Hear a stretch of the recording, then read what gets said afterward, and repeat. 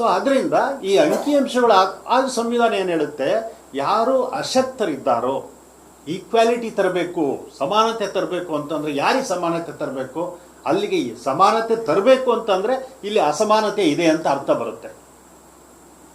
ಅಸಮಾನತೆಯನ್ನು ಸರಿಪಡಿಸಬೇಕು ಅಂತ ಹೇಳಿದ್ರೆ ಅದಕ್ಕೆ ಸೂಕ್ತವಾದ ಕಾರ್ಯಕ್ರಮಗಳ ಮೂಲಕ ಎಲ್ಲರಿಗೂ ಏನು ಮಹಿಳೆಯರಿಗೆ ಅವಕಾಶ ಕೊಡಬೇಕು, ಮಕ್ಕಳಿಗೆ ವಿದ್ಯಾಭ್ಯಾಸ ಕ್ಷೇತ್ರದಲ್ಲಿ ಅವಕಾಶ ಕೊಡಬೇಕು, ರಾಜಕೀಯವಾಗೂ ಕೊಡಬೇಕು. ಅಂದರೆ ಪ್ರಜಾಪ್ರಭುತ್ವದಲ್ಲಿ ಚುನಾವಣೆ ಅಂತಕ್ಕಂಥದ್ದು ಪ್ರಜಾಪ್ರಭುತ್ವದ ಜೀವಾಳ. ಚುನಾವಣೆ ಇಲ್ಲದಿದ್ರೆ ಪ್ರಜಾಪ್ರಭುತ್ವನೇ ಇಲ್ಲ, ಅಥವಾ ಚುನಾವಣೆಯನ್ನು ಬಿಟ್ಟು ಪ್ರಜಾಪ್ರಭುತ್ವ ಇಟ್ಕೊಳ್ಳೋದು ಕಷ್ಟ ಆಗುತ್ತೆ. ಹಾಗಾಗಿ ಅದು ಕೂಡ ಬಹಳ ಪ್ರಾಮುಖ್ಯ. ಯಾಕೆಂತ ಹೇಳಿದ್ರೆ ನಾನೇ ನಿಮ್ಗೆ ಹೇಳ್ಬೇಕಾ, ಇಲ್ಲೆಲ್ಲ ಗೊತ್ತಿದೆ. ಡಾಕ್ಟರ್ ಅಂಬೇಡ್ಕರ್ ಅದನ್ನ ಹೇಳಿದ್ದು, power is the key with which you can open all the locks ಅಂತ. ಅಧಿಕಾರನೂ ಬಹಳ ಮುಖ್ಯ. ಸೊ ಹಾಗಾಗಿ ಚುನಾವಣೆ ದೃಷ್ಟಿಯಿಂದ ಕೂಡ ಅದು ಬೇಕು. ಅಲ್ಲಿ ಎಲ್ಲರಿಗೂ ಏನು ಪ್ರಾಶಸ್ತ್ಯ ಬೇಕು. ಇವತ್ತು ಹೇಳ್ಬೇಕಂತ ಹೇಳಿದ್ರೆ ನಮ್ಮ ಕರ್ನಾಟಕದಲ್ಲಿ ಮಹಿಳೆಯರು ಎಷ್ಟು ಜನ MLA ಆಗಿದ್ದಾರೆ ಅಂತ ನೋಡಿದ್ರೆ ಇವತ್ತಿರ್ತಕ್ಕಂಥ 10 ಜನ MLAಗಳು. ಎಲ್ಲ ಪಾರ್ಟಿಗಳಿಂದ ನಮ್ಮ ವಿಧಾನಸಭೆಯಲ್ಲಿ ಇರ್ತಕ್ಕಂಥವ್ರು 10 ಜನ ಮಹಿಳೆಯರಿರ್ತಾರೆ. ಮತ್ತೆ ನಾವು ಹೇಳ್ತೀವಿ ಅವರು ನಮಗೆ 50% ಇದ್ದಾರೆ ಅಂತ.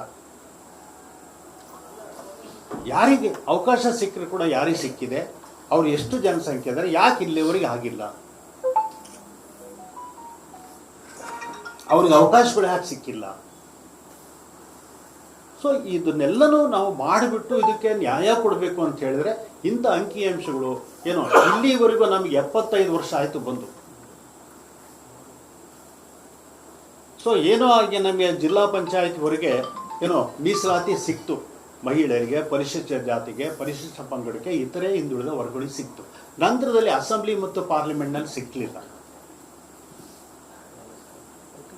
ಸೊ ಅದನ್ನು ಯಾಕೆ ಇದು ಈಗ ಇಲ್ಲಿವರೆಗೂ ಕೊಡದೇ ಇರತಕ್ಕಂಥದ್ದು ಸರಿನಾ ತಪ್ಪ?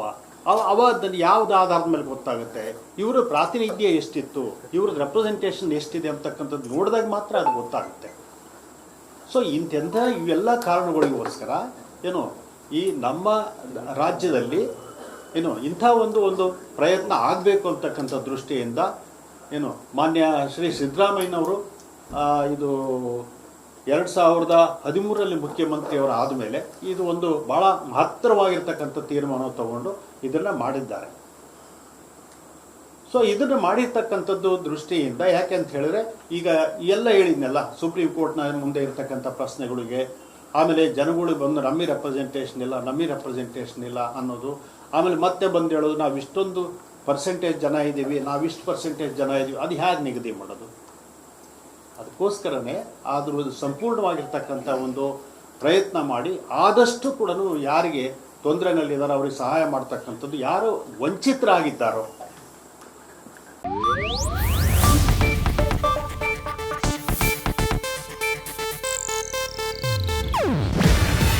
ಇದು ಏಷ್ಯಾನೆಟ್ ನ್ಯೂಸ್ ನೆಟ್ವರ್ಕ್ ಪ್ರಸ್ತುತಿ. ನೀವು ನೋಡ್ತಿದ್ದೀರಾ ಏಷ್ಯಾನೆಟ್ ಸುವರ್ಣ ನ್ಯೂಸ್.